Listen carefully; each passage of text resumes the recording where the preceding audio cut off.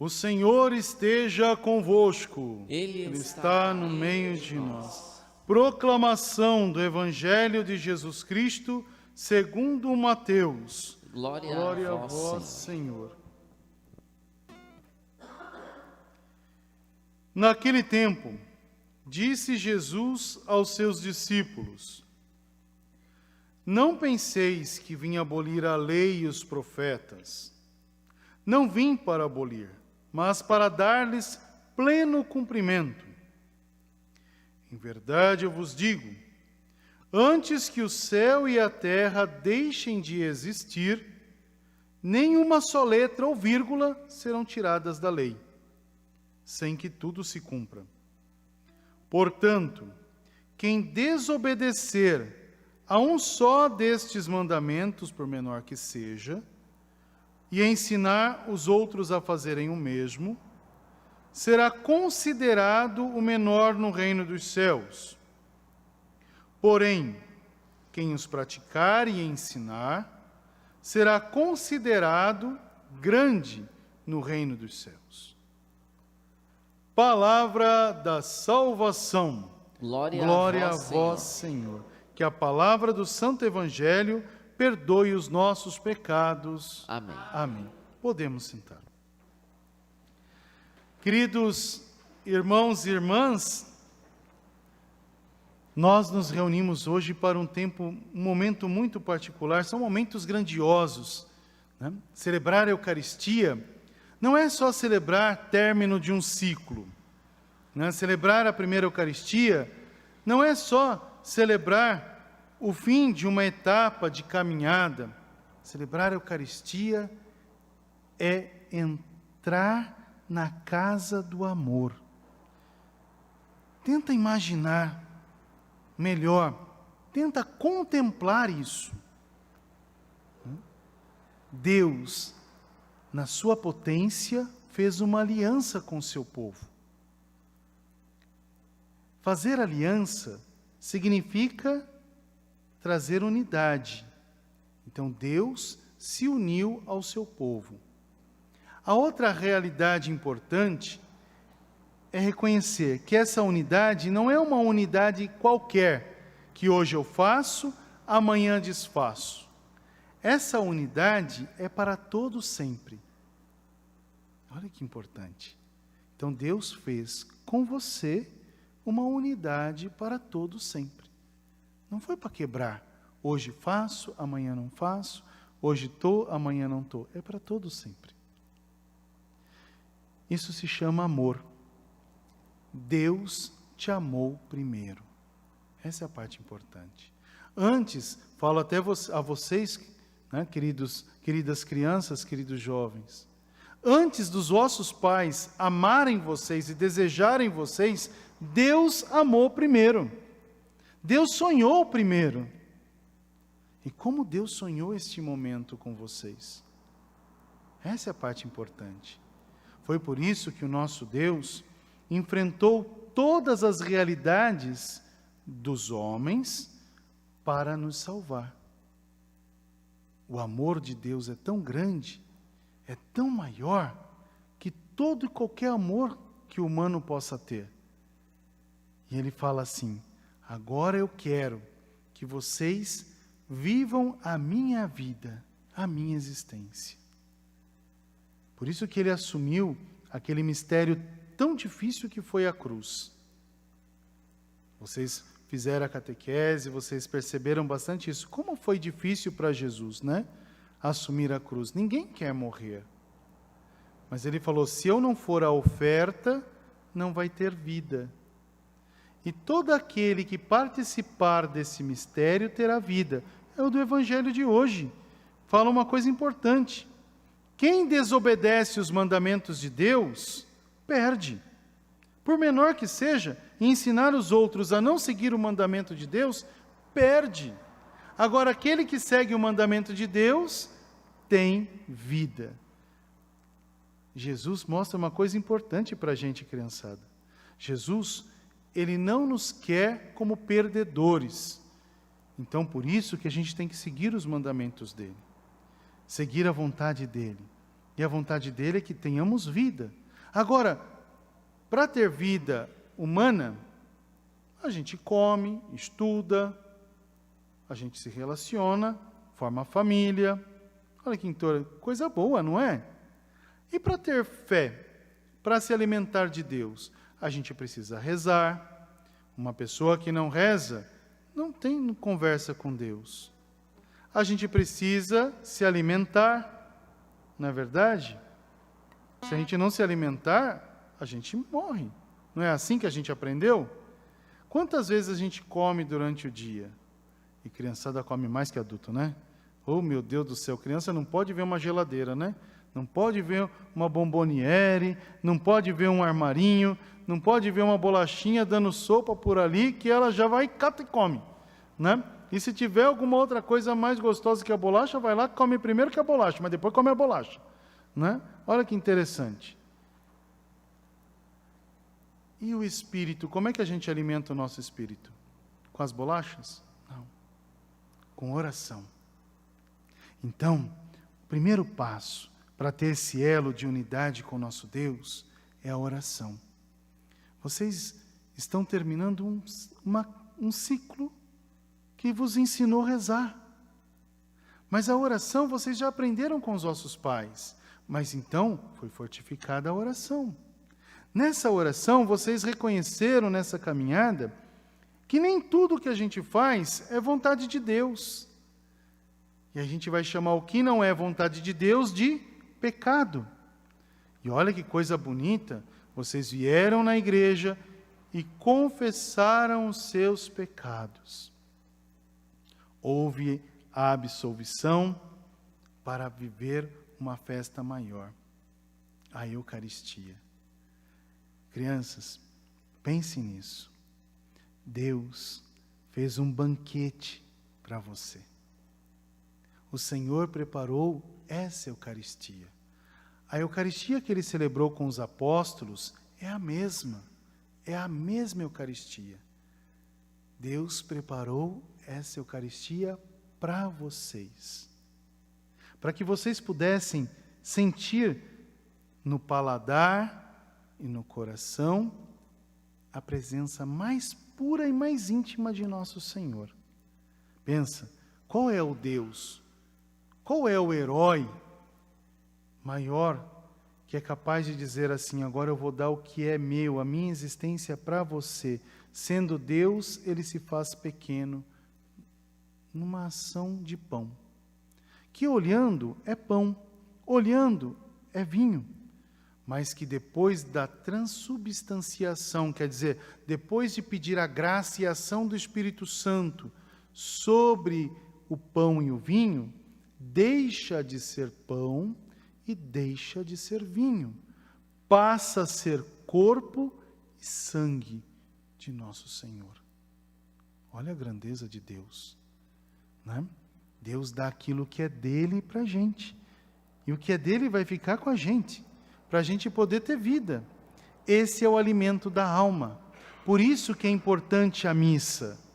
A missa, né, ela é importantíssima, crianças. Ela não é só para a gente rezar para as pessoas que estão enfermas. É também. Não é só para rezar pelas pessoas que faleceram. É também. Não é só rezar para as pessoas que fazem aniversário. É também.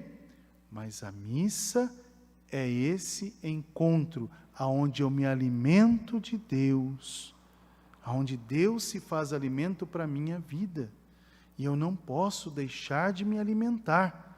É onde Deus se faz unidade comigo. Aonde eu sinto o mais profundo da existência de Deus. Por isso que lá em Portugal, do outro lado do oceano, 3 crianças se encontraram com um anjo que apareceu para ela, chamado Anjo da Paz.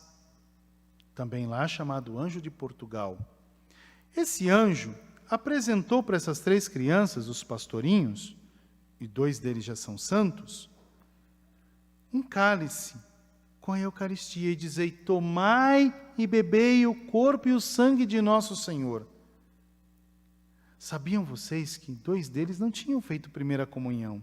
e fizeram a primeira comunhão ali com o anjo de Portugal. Olha que maravilha! E eles receberam. E depois que receberam, sentiram uma alegria tão grande no coração, um desejo de Deus tão forte, aquela ação que eles escutaram e falaram assim: Deus nunca mais vai me abandonar. Ele não me abandona porque Ele se deu por mim. Ele me alimentou. E é isso que Jesus vai fazer com vocês. Ele não vai abandonar vocês, Ele vai dar o que é dele. O corpo e o sangue, né? Para que vocês possam comungar e ser uma coisa só com Jesus. Olha que ação importante. Sabe que tem um desses 3 pastorinhos, o santo São Francisco Marto?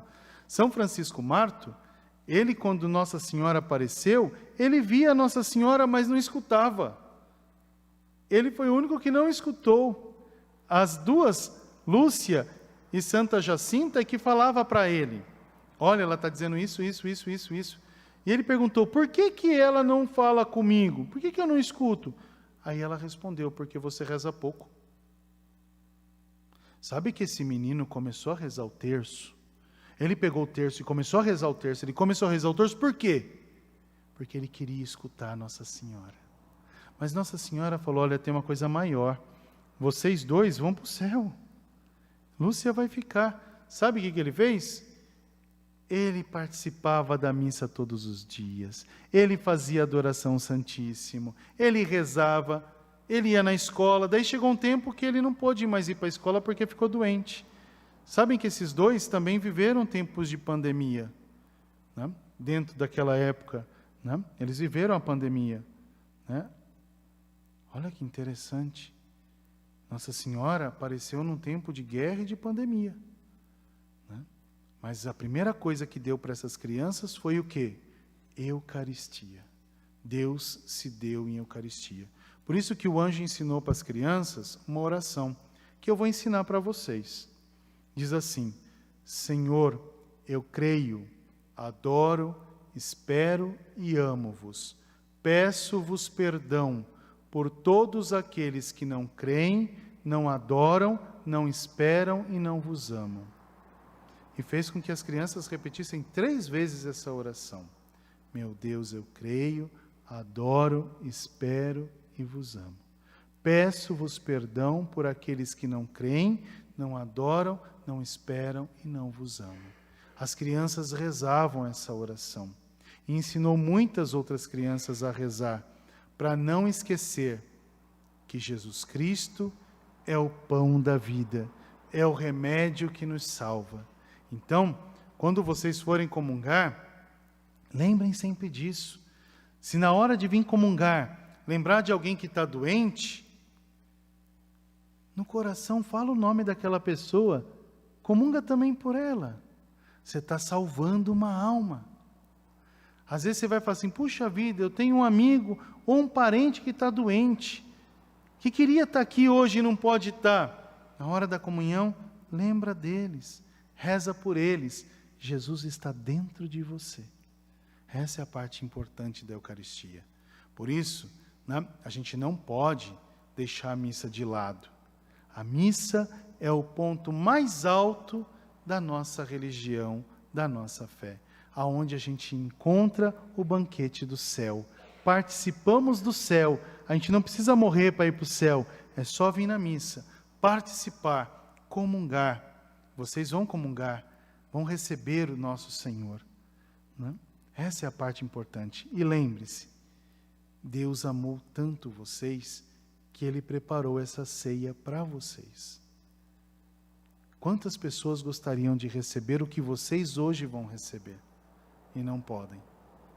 Deus preparou para vocês essa Eucaristia. Então, grava bem isso no coração, essa certeza de Deus.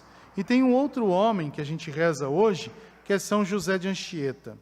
São José de Anchieta, ele tinha 16 anos, ele era da Ilha Canária, nas Ilhas Canárias, né, uma das ilhas, né, ali da Ilha Canária, ali na costa da África, pertencente à Espanha. Ele se formou depois em Portugal, e de lá é que ele veio para o Brasil, né, José de Anchieta. Ele entrou na Companhia de Jesus, no seminário, com 16 anos. Mas com 7 anos, ele já tinha feito a primeira Eucaristia. E ele amava a Eucaristia. Ele saía da escola, ia para a igreja para rezar, né? E um certo dia, com 16 anos, ele pediu para Nosso Senhor, na Eucaristia, mostra o meu caminho. E o Senhor mostrou uma esquadra, um grande navio. E ele entendeu que ele deveria de ser missionário. A vocação nasceu. Ele foi missionário. Imagina um menininho de 16 anos, depois veio para o Brasil com 18 anos e fundou a segunda maior cidade da América, São Paulo. Olha que grandiosidade. Talvez se ele tivesse ido trabalhar num outro emprego, ele nunca teria fundado a cidade de São Paulo. Ele e o padre Nóbrega, né, é que fundaram ali o pátio da vila de Piratininga, São Paulo. E ele era um poeta, ele escrevia. E ele fez a primeira... Não, a gente fala assim, quando a gente aprende, a gente não tem uma cartilha que a gente aprende na escola, um apostilado, ele fez a primeira apostila em Tupi-Guarani. Um homem inteligentíssimo. Deus falou com ele, né? Deus também hoje nos dá a graça desse jovem, José de Anchieta, que depois ele morre no Brasil, lá no Espírito Santo. Mas um homem que soube sair das Ilhas Canárias, porque amou Jesus Cristo e veio para a nossa terra, né? Um homem que nos ensinou. Se hoje a gente tem a missa aqui no Brasil, é porque José de Anchieta veio com os primeiros, né, as primeiras esquadras que vieram para o Brasil, e nos ensinou a rezar. Sabiam que ele fez o poema A Nossa Senhora?